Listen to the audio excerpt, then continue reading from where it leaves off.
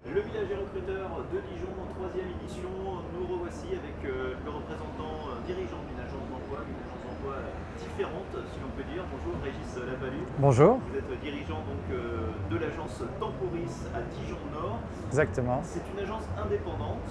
Qu'est-ce que ça change pour les candidats ici, pour les entreprises avec lesquelles vous travaillez? Je dirais que le fait qu'on soit indépendant nous permet d'aborder le recrutement à notre image, nous permet aussi de faire preuve d'un maximum d'agilité, d'aller au contact, et ça c'est une volonté personnelle, des entreprises en local, que ce soit les TPE, PME, dans différents secteurs d'activité.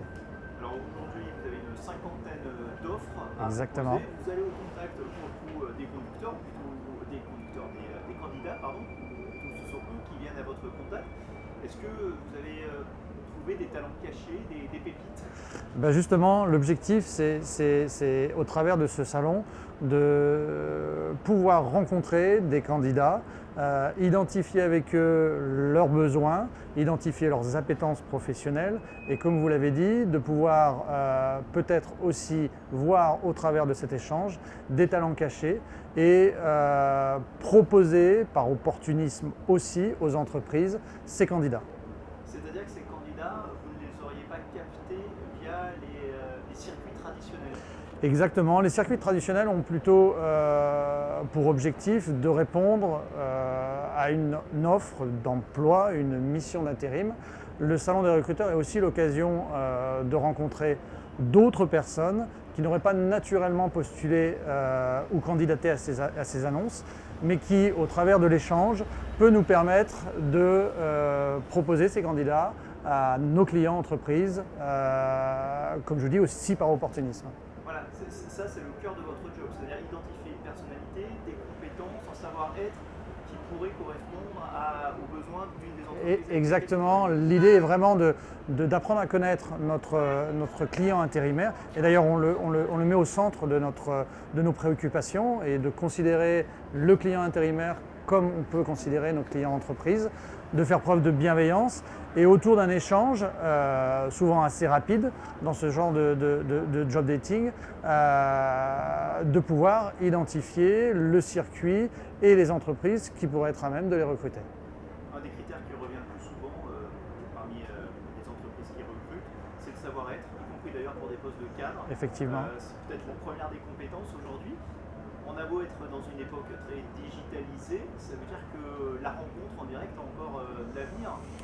Alors je sais que la période d'aujourd'hui n'est pas très propice à la rencontre, mais c'est une volonté de Temporis, c'est une volonté de l'agence de conserver ce contact visuel qui permet aussi de sentir les affinités qu'on peut avoir avec un certain nombre de nos candidats et d'aller plus loin qu'un simple CV ou qu'un simple entretien téléphonique.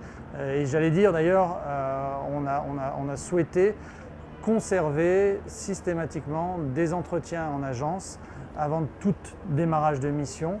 Alors bien sûr en suivant les protocoles de sécurité et uniquement sur rendez-vous pour justement conserver ce contact qui semble être quand même une base essentielle pour recruter un candidat pour des entreprises. Il y a des candidats que vous recrutez aujourd'hui pour le compte d'une entreprise et qui n'auraient pas passé le cap simplement sur CV ou en postulant par voie digitale. Oui, effectivement.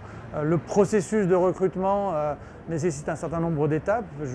Ça peut être au travers de ce salon, ça peut être au travers d'un entretien téléphonique et puis ensuite d'un entretien en agence qui est complété, où l'idée est aussi d'enrichir le CV via des tests professionnels, voire des tests psychotechniques si on s'adresse à des futurs managers par exemple.